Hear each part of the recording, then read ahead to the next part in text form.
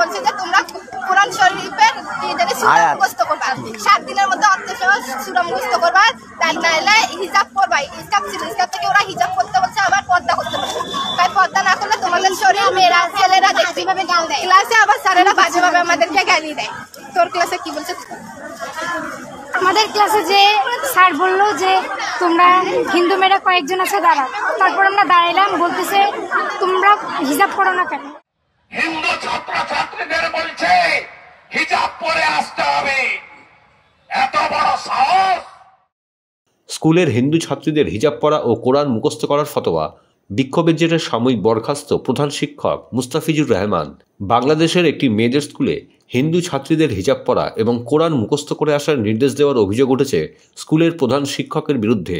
শুধু তাই নয়, একজন বিবাহিতা ছাত্রীকে সিঁদুর শাঁখা পরে স্কুলে আসায় প্রধান শিক্ষক ও অন্যান্য শিক্ষকদের কটূক্তি সহ্য করতে হয়, এমনকি হিন্দু ধর্ম সম্পর্কে অবমাননাকর মন্তব্য করা হয় বলে অভিযোগ।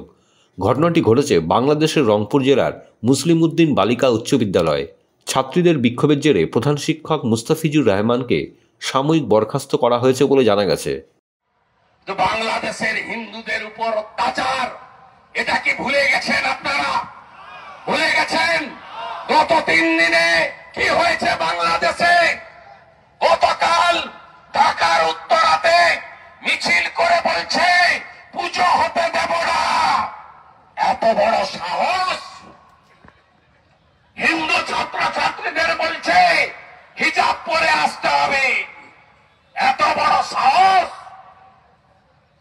এক মৌলবী বাংলাদেশের জামাতের নেতা বলছে হিন্দু দোকানে চুল দাড়ি কাটবেন না, মিষ্টি কিনবেন না। বাংলাদেশ বলে নয়, আমরা এপার আর ওপার, ওখানে 17 কোটি লোক, 2 কোটি হিন্দু, এখানে 11 কোটি, আমরা 7.5 কোটি, ভারতবর্ষে 100 কোটি হিন্দু। হিন্দুদের বাঁচার লড়াই বাংলাদেশের হিন্দুদের সঙ্গে আমরা আছি, আমরা আছি।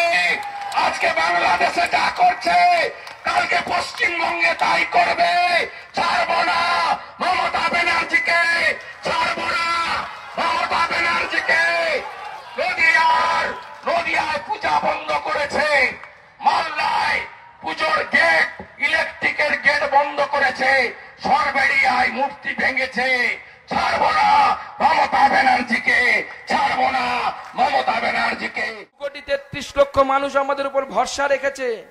তৃণমূল যে ভোট পেয়েছে তার মধ্যে 10 থেকে 20 লক্ষ ভোট তো জালি ভোট, জল মেশানো ভোট, ভাইপোর ভোট আছে, বিভিন্ন জায়গায় ছাপ্পা মারা ভোট আছে, যেখানে আমাদের এজেন্ট থাকতে পারে না।